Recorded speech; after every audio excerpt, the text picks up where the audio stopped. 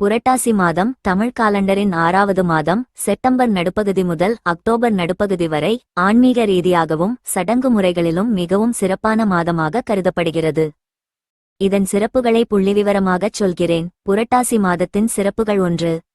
விரத மாதம். இந்த மாதத்தில் பலர் சைவம் மட்டுமே உண்பார்கள். அசைவம், மதுபானம், தீய பழக்கங்களை தவிர்ப்பது வழக்கம். 2. வியாழன் வழிபாடு. இந்த மாதத்தில் உள்ள வியாழக்கிழமைகள் மிகவும் புனிதமானவை. விஷ்ணுவுக்கு அர்ப்பணிக்கப்பட்ட தினமாக கருதி பெருமாள் ஆலயங்களில் சிறப்பு பூஜைகள் நடக்கும். 3.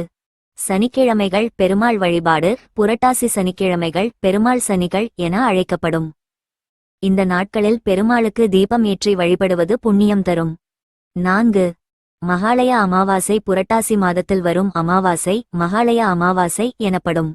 அன்றைய தினம் பித்ரு தர்ப்பணம் செய்தால் முன்னோர்களின் ஆசீர்வாதம் கிடைக்கும். 5. நவராத்திரி ஆரம்பம். பெரும்பாலும் புரட்டாசி மாத இறுதியில் நவராத்திரி விழா தொடங்கும். தெய்வங்களை அழைத்து கோலு வைத்து வழிபடுவது பழக்கம். 6.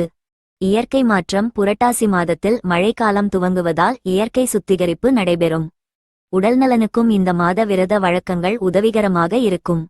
7.